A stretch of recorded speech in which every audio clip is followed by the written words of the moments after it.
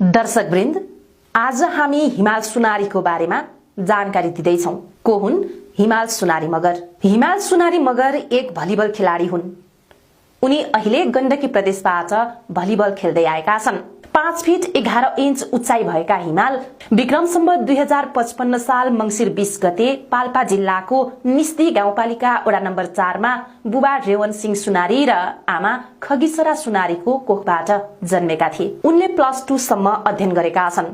उनी स्कुल पढ्दादेखि नै भलिबल खेल्ने गर्थे।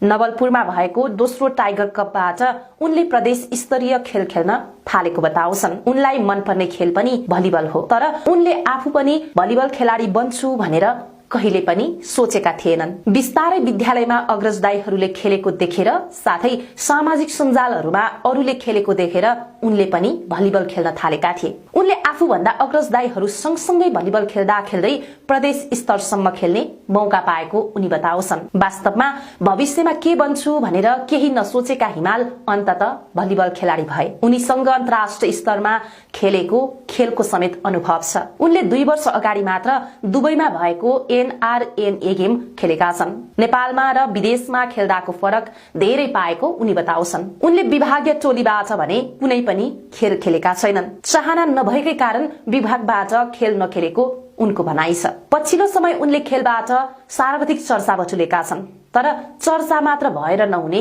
उनको बुझाइ छ। खेल जीवनमा भविष्य नभएको उनी सुनाउँछन्। उनले खेल खेलेर आफूलाई खान लाउन पुग्ने मात्र कमाई हुने गरेको बताउँछन्। जिम्मेवारी बढ्दै जाँदा त्यो कमाईले पुग्दैन उनी भन्छन्। हिमाल सुनारी 2075 सालमा विवाह बन्धनमा बाँधिएका थिए। उनको एउटा छोरा छ। सोशल मिडियाले भलिबल खेल्नुपर्छ भनेर प्रेरणा पाएका उनलाई चर्चामा पनि सोशल मिडियाले नै पुर्याएको उनी बताउँछन्। उनले गण्डकी प्रदेशबाट मिडल ब्लकरको पोजिसनमा भलिबल खेल्दै आएका छन्।